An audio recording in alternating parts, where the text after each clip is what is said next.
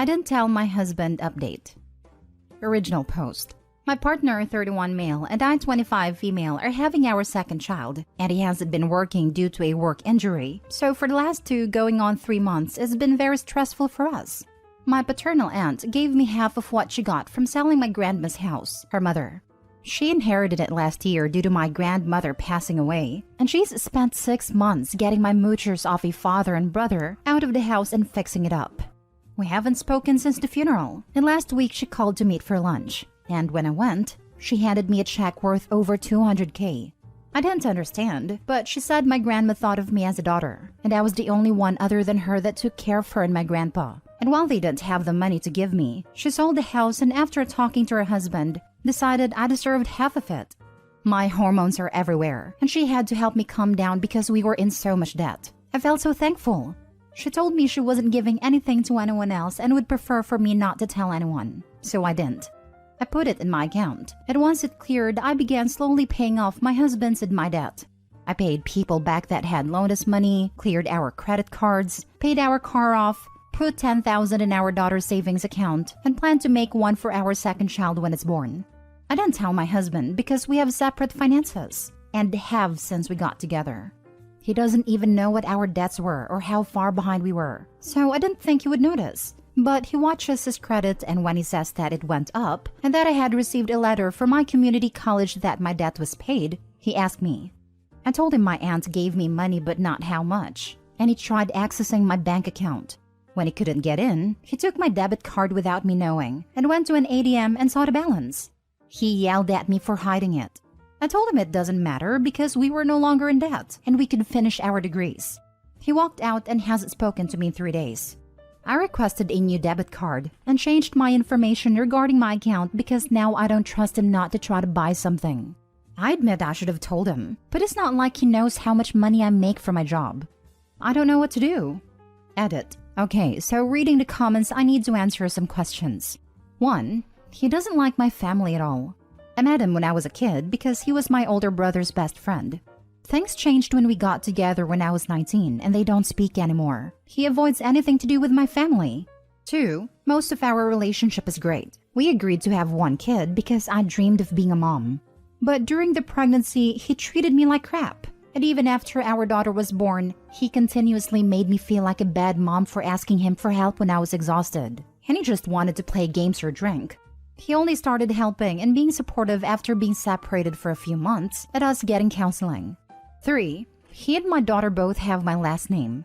4. I wanted joint finances when we got married and he didn't. I was only in debt of $5,000 for my college at a time, and he had some, but he told me he had it covered, which I found out he did not. 5. What I meant about him not knowing how much in debt we were is that he'd open credit cards in both our names and max them out, and then when he couldn't use them anymore, he'd apply for more. I did not know this until hiring a firm to help get my credit up. They told me I could press charges or pay them off. I wanted to pay it off because he's my husband, and even if he put us in debt, I do love him. 6. We didn't want more children. He got into a fight with his sister and she did something she shouldn't have, but he also refused to get snipped. We didn't find out I was pregnant until it was too late for another option. 7. We moved in with my mom to help us get things back on track, and he got hurt at work. Yes, I believe he's depressed, but he's also blown all the money he had saved on video games, liquor, and pot. He didn't spend a dime on any of the debt he caused or for our daughter. He makes more than I do, but with the way he spends his money, it's like we live in one income. 8. Do I trust him? Yes, I do in almost every way I can, except for money, and he's proven that again and again. I also have been giving him small portions of the money, so he can still go and do things he wants to do. It's not like I'm just hoarding it away from him. I just didn't tell him that it wasn't for my paychecks like he assumed. 9. He has the PIN to my debit card, because while I didn't tell him about the money, I do let him use it when he needs to. Now for the top comments before reading the update. Girl, those edits. Any man that secretly opens and maxes out credit cards and makes you miserable for having his child is not the partner you deserve to be with. He straight up doesn't respect you and expects you'll continue to be a doormat. That's why he was mad when you didn't tell him about the inheritance, because it was you going against him in a way, by not letting him walk all over you like usual. All this to say, he sounds like an absolute pile of red flags. And I know it's not easy, but please consider getting in solo therapy to help you consider whether this relationship is healthy for you and your kids. This. The original post was bad enough, but the edits paint a picture of a selfish and worthless partner with no consideration for anyone other than himself. And Opie is pregnant because Hubs had a fight with his sister and she did something she shouldn't have done. Did she poke holes in his rubbers? Mess with Opie's birth control? Whatever it was, Opie should run, not walk, away from that crazy. His sister poked holes in his rubbers after they got into an argument. I didn't react well to birth control, and because of my age, a doctor won't make it more permanent. Wait, what? He got in an argument with his sister and she responded by poking holes in your rubbers? I'm pretty sure that is illegal in some way. Surely you're not still in contact with this woman. No, we got contact when we discovered I was pregnant. We told his family and she just laughed and threw it in our faces that she had the upper hand. We haven't spoken to her since we found out 6 months ago. So instead of being thankful for the money helping you both out while he's not working, he's upset? I can see why you didn't tell him. Exactly, what a moocher. And he even has the audacity to throw a temper tantrum. What does he even bring to the relationship when he doesn't work? Doesn't take care of the child or the household? It actually acts like another toddler. It took your family such a long time to get rid of 2 moochers, and you invited another one in. Sorry if it's harsh, but that's how it is. And the credit cards? Damn, I don't even have words. I would definitely kick him out at that point, and probably even press charges. Now for the update. If you've read my post, thanks for the advice, and even if some of the comments weren't that nice, I'm still thankful. Over the last 3 days, I've spoken to my mom and my in-laws. My husband reached out to her that he didn't want to be with me anymore, but it wasn't because of the money. It was because he felt forced to get married and have a baby. And even though we got pregnant with a second one because of his sister, he still blames me. 6 years together and felt like he refused to talk about it, even when we were in counseling. I asked his mom what he wanted to do, because he wasn't answering my phone calls or messages, and she said she sent him money for a plane ticket so he could go to her. I'm heartbroken that she didn't tell him to try harder for his kids. After all, his dad left him and his siblings, but I can't force him to stay and I have to think about them right now. I don't know what I'm supposed to do. I spoke to a lawyer my friend used for his divorce yesterday and he's going to help me draw up a divorce plan. He said my husband can go after the money, but he doesn't think he will. I'm filing for full custody and will be asking for a minimum in child support unless he wants to sign his rights over. I'm done being stupid and thinking he would grow up. I packed his things and hired a moving company to take them to his mom's house, so all his stuff will be gone in a few days too. My first clue he didn't want our daughter was that she was not even crying asking where he is. She's just running around with me and my mom. I did send him a little bit of money for his travels and told his mom I'll send the divorce papers as soon as I get them. She just told me okay and hung up. So that's what's been happening the last few days. Haven't spoken to my soon-to-be ex-husband, and I'm now fully on my own since I was 19. I hope everything goes good. Hopefully I don't have to update again. God damn, this woman married garbage. She's rid of him now at least. Bet is only divorcing her now to get access to that money. In our country, you have no right in your spouse's inheritance. Is this different somewhere? In some places, if the money was used as a marital asset, probably such as paying debts for your spouse like Opie did, it can be claimed as such in the divorce. If Opie is an area like that, her husband knows exactly what he's doing. He claims he doesn't want a divorce because of the money, but that's absolutely what it's about. He knows the only way to get his hands in part of it is by leaving her. Well, hopefully she'll read her posts back every once in a while and realize she's making the right decision, because her husband is a giant man-child.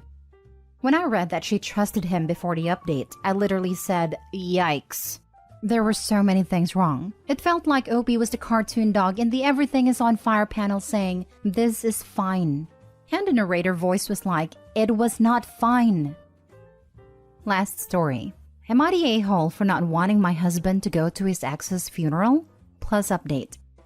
I'll admit, I'm biased right off the bat.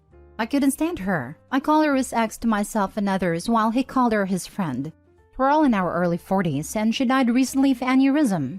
I've been with him for 10 years now, but had known her for 20 plus. The way he tells it, they were friends in college, decided to date, got married, then realized they weren't a great couple and decided to just be friends.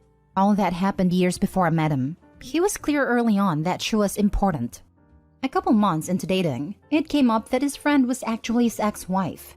He explained the above to me, saying she was one of his closest friends and that it was purely platonic.